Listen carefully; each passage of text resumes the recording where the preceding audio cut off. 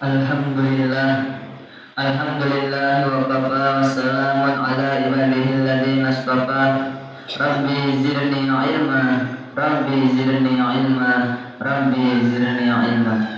Ashhadu an la ilaha illallah wahdahu la syarika lah.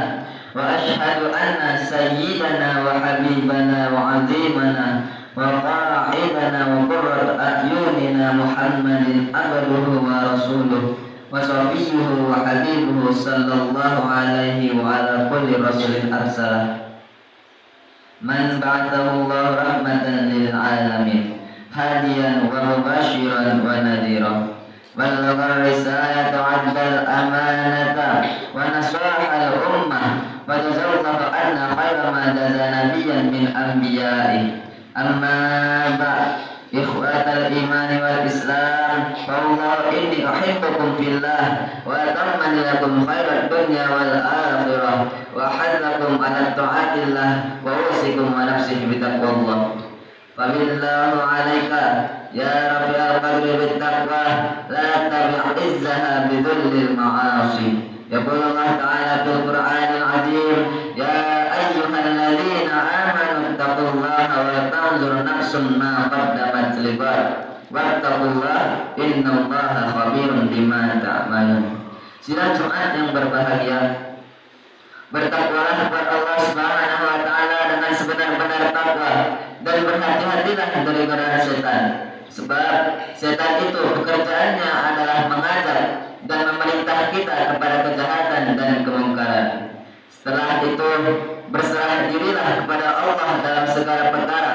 Sebab apa yang dikehendaki oleh Allah pasti terlaksana, sekalipun siapa saja hendak menghalang-halangi. Tetapi apa saja yang tidak dikehendaki oleh Allah pasti tidak akan terlaksana, sekalipun siapa juga yang ingin dan berusaha melaksanakannya.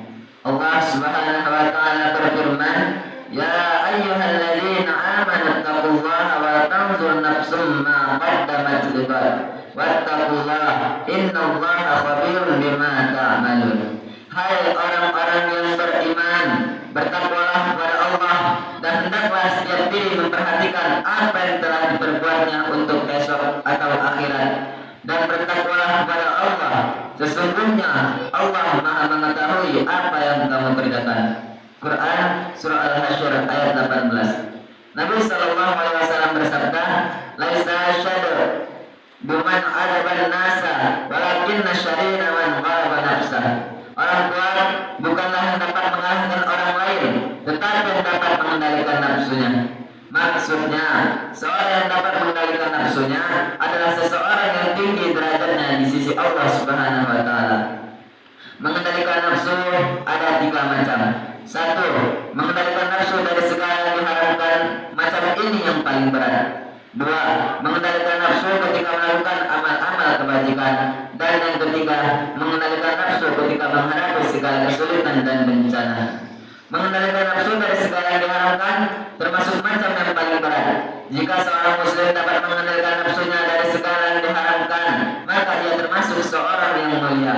Karena itu, kendalikanlah nafsumu sebaik-baiknya dan ingatlah pepatah Arab, wahai nafsu, bertawakallah kamu, karena setiap kematian hampir tiba, dan kendalikan segala keinginanmu, karena ia selalu menggoda. Setiap hari ada satu orang mati yang kita antar, tetapi kita lupa bahwa kami akan diantar. Wahai nafsu, mengapa kamu sibuk mengumpulkan uang, padahal orang mati tidak akan membawa uang sedikit pun. Hadirin wal hadirat rahimakumullah. Meninggalkan maksiat 1 kali lebih baik dari melakukan 1000 amal kebajikan. Tinggalkan kelalaian dan kembalilah ke alam sadarmu, dan ingatlah firman Allah Subhanahu wa taala, "Faman ya'mal mithqala dzarratin khairan yarah, wa man ya'mal mithqala dzarratin syarran yarah." Barang siapa yang mengerjakan kebaikan sebesar zarah pun, niscaya ia akan melihat balasannya. Dan barang siapa yang mengerjakan kejahatan sebesar zarah pun, niscaya ia akan melihat balasannya pula. Quran surah Al-Zalzalah ayat 7 sampai 8. Kedua ayat di atas menunjukkan bahwa segala perbuatan manusia, baik maupun buruk, besar maupun kecil, pasti akan diperlihatkan balasannya masing-masing. Ketahuilah bahwa perbuatan haram dijanjikan siksanya yang sangat berat bagi pelakunya dan janjikan pahala bagi yang meninggalkannya. Ingatlah bahwa Nabi Shallallahu Alaihi Wasallam pernah diperlihatkan pada malam Isra Mi'raj sekelompok orang sedang berebut mengonsumsi daging yang buruk dan menjijikkan dan meninggalkan daging seger dan lezat. Kata Jibril, mereka adalah umatmu yang meninggalkan istri mereka yang halal dan menggauli wanita yang diharamkan. Mereka adalah orang-orang yang suka berbuat zina. Selain itu, beliau Shallallahu Alaihi Wasallam juga diperlihatkan ada sekelompok orang yang minum nanah yang keluar dari tubuh orang-orang yang suka berbuat zina. Kata Jibril, mereka adalah orang yang suka mengonsumsi minuman keras. Perhatikan juga bahwa setiap orang akan dimintai pertanggungjawaban pada hari kiamat tentang hartanya, dari mana sumbernya, dan digunakan untuk apa, termasuk juga segala perbuatan kita. Seperti apa yang disebutkan dalam firman Allah, bahwa Rabbika lanas'alannahum ajma'in amma kanu ya'malun. Maka demi Tuhanmu, kami pasti akan menanyai mereka semua tentang apa yang telah mereka kerjakan dahulu. Quran Surah Al-Hijr ayat 92 dan 93. Disebutkan bahwa ada seorang yang bernama Dinar Al-Ayyar yang mempunyai seorang ibu yang soleh yang selalu menasihatinya untuk berbuat baik, tetapi ia tidak pernah mendengar nasihatnya. Pada suatu hari ia lewat di sebuah makam, kemudian ia mengambil sebuah tulang dan berpikir bahwa tulang tersebut adalah tulang manusia yang pernah hidup di atas bumi dan kini telah hancur dan menjadi tulang belulang. Maka ia segera bertaubat dan berkata, Tuhanku, Engkau telah mengetahui segala urusan dan dosa-dosaku, maka ampunilah aku dan berilah aku petunjukmu ke jalan yang benar.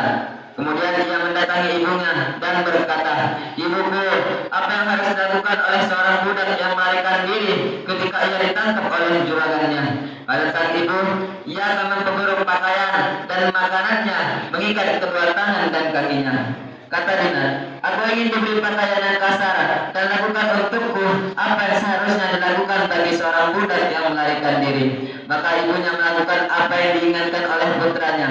Ketika di malam hari, Dinar menangis karena menyesali dosa-dosa yang pernah dia lakukan. Ia berkata dalam hatinya, apakah engkau bukan menahan kerasnya siksa api neraka? Mengapa engkau berani menentang murka Tuhanmu? Demikianlah ia menangis dan menyesali dosa-dosanya sampai pagi hari. Wahai putraku, mengapa engkau menyiksa dirimu seperti ini? Jawab Dinar, biarkan aku menyiksa diriku sebentar agar aku dapat beristirahat untuk selamanya. Karena besok aku akan berhadapan dengan Tuhanku dan aku tidak mengetahui apakah aku akan diampuni dosa-dosaku ataukah aku akan disiksa.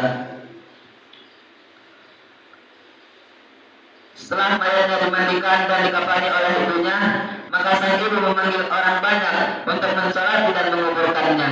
Ternyata banyak yang menguburkan mayatnya di tempat peristirahatannya yang terakhir. Setelah beberapa waktu dari waktu kematiannya, salah seorang dari kawannya mimpi melihat Dinar telah berjalan di dalam surga dan ia memakai pakaian yang berwarna hijau sambil membaca firman Allah, "Wa rabbika la tas'alanna lahum ajma'in amma kanu ya'malun." Maka dari Tuhanmu, kami pasti akan menanyai mereka semua tentang apa yang telah mereka kerjakan dahulu. Kemudian ia berkata, demi kemuliaan Tuhanku yang maha mulia, aku telah ditanyai dan diperiksa dosa-dosaku, tetapi dia merahmatiku dan mengampuniku. Beritahukan kepada ibuku tentang kebahagiaanku di surga. Barakallahu li wa lakum fil Qur'anil azim wa nafa'ani wa iyyakum bima fihi minal ayati wa dzikril hakim. Aqulu qawli hadza wa astaghfirullah li wa lakum wa lisa'iril muslimin